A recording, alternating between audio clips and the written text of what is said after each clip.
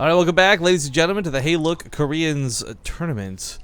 Someone asked last game what sponsors we were talking about. There's no actual sponsors for this one. This one was actually just put on by a couple of very generous souls. But I was mentioning Cheers for Gaming, while we don't have their logo flying at the moment, is our channel sponsor, and I just want to give a little bit of love to them. Somebody asked yesterday, actually, and I didn't answer because I'm terrible being a sponsor rep. Does the Cheers for Gaming promo code work for the United States? Yes, if you use promo code BaseTradeTV, guys, if you live in US or Canada, you'll get $20 off your next purchase. So keep that in mind if you're planning to buy a chair. For now, though, we're hopping game number 3. I'm casting this morning with not Hydra. I'm casting this morning with Mal and Zombie Grub. But I guess I can be Hydra. I don't know. Before me, we have in the bottom left corner of the map our blue Zerg player from Root Gaming. It's Hydra. You never right, as the red Protoss, it's my insanities, Rain. Rain, of course, go with the Forge yet again. I gotta feel a little bit bad for this guy, or at least his team. I know Penguin's lurking around in chat. Big shout out to him. But you know, we had not just one My Insanity match yesterday. We had the My Insanity rematch in the group stages. Watching Rain take out Soxry was definitely a little bit sad to see, because Soxry was one of the guys I thought was gonna get out of that group. But at least we got that MYI representation here in the round of 8. Probably gonna swoop right in and see if very well too. Hmm? I'm doing very well. Yeah, starting off 2-0 versus Hydra, not too bad. Hydra's certainly no slack. Oh man, that mineral harass, they're both fighting for it. I love when like you see the Protoss player do this and the Zerg player's like, no, I can click faster, I can click better. So he actually doesn't go for cannons at all this time, which I don't think is a terrible idea. Slapping down that Nexus much earlier, better economy, what have you, but just kind of expect him to go for it. But with seeing the pull down and not wanting to deal with somebody who did not go hatch first into like triple hatch or anything, playing safe. Yeah. If it was another Protoss, maybe. I don't want to name names or anything, but I can think of several off the top of my head. right. So it is not surprising to see that Rain go that route. But we already had 2 games, and they were both very, very different games. You had an all-lane, which was totally in control of Rain. You know, he was the one that decided to go for the all-in, and it worked pretty damn well. And then you have a very slow 60-minute no rush, unless you count the rush to Broodlords. Yeah, okay. That was actually really cool to see, though. I like that idea. The thought process was there. I'm wondering if like a shorter map would have been more beneficial, because it did take him a long time to get the queens out for him to actually get across the map and fight. Whereas if maybe that was something like merry-go-round, he's there before the first Tempest spawns. I think it also like it's so hard to say like anything depends on not being scouted, especially like that late into the game, where they have Sentry energy that's been banking up since like 8 minutes. Like they're gonna be sending Phoenixes out everywhere. But it was a risk that almost worked out. I mean, we were so intent on that Warp Prism, and only a minute later, something else scouted it. It was like literally a minute difference and like a 30-second difference between having the Tempest and not having the Tempest. Well, Sentry coming out. It's a pretty slow opening out of what Rain's doing. We don't see any Chronos dumped into the Cyber Cores, so not too worried about a 7 gate coming down just yet. In fact, those down the Robo first. Awfully far back. I mean, James, what are your thoughts on this? I mean, it was kind of uncharacteristic for him to have gone for that big all-in earlier, like in game 1. Rain, that is. Maybe it was to catch him off guard, like Sulky did with 6 pull.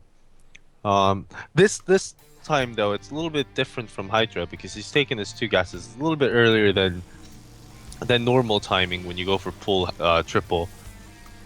So it's gonna be interesting. And by the positioning of the robotics facility, we may be seeing Immortal all-ins or drop-based play. Well, actually, it's too late for Immortal all-in, right? Now it's scouted, I think the problem too is like you want to have more sentries than just the one initially. If you're gonna go for an Immortal all-in, these usually get pumped out a little bit harder. Extra gateways are coming down though, so I wouldn't rule it out. But Warp Prism coming down first. Sentry. Yeah. Okay, that makes sense.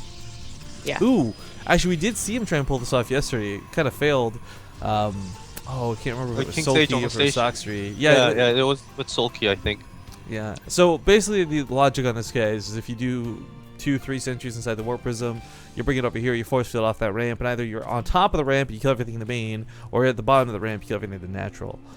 Not the easiest thing to pull off, but if you can pull it off, it usually works out really well. So running out those upgrades behind this to make everything hit just a little bit harder. We'll see if he can sneak around the map for this, because this does heavily rely on the element of surprise. If Hydra sees this coming, he immediately stocks up Lings here in the main, in the natural, and he just like sits and waits.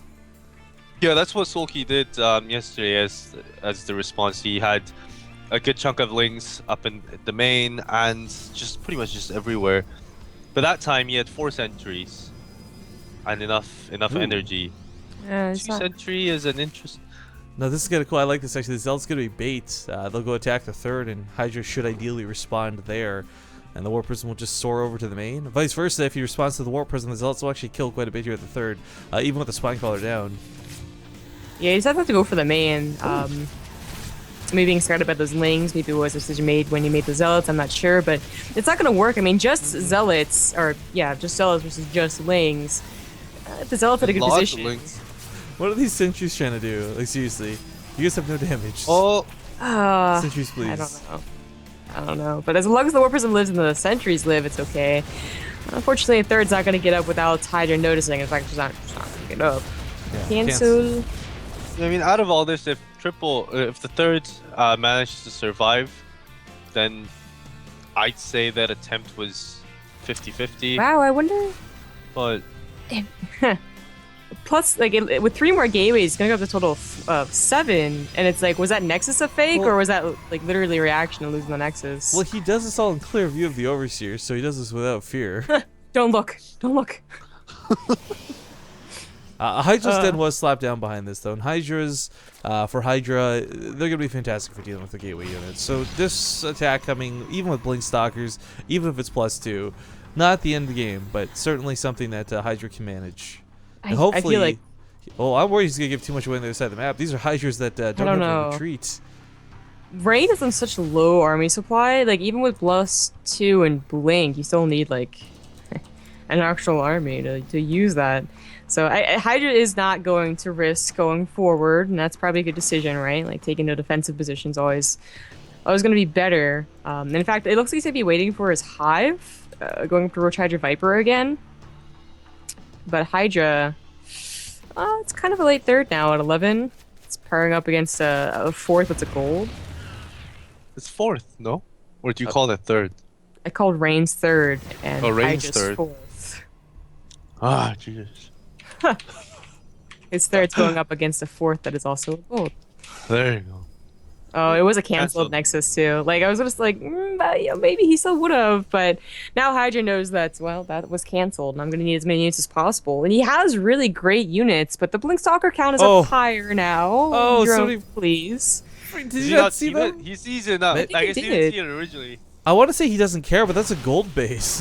Like, that's not worth ignoring, I feel. But Force Fields are going to go down. This cut off a lot of the Hydra list. Blink Stalker's going to be able to retain their numbers as we constantly see.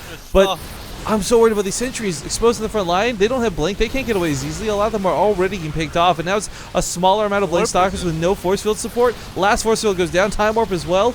Rain is going to take this first engagement, no question. But look at that army supply difference.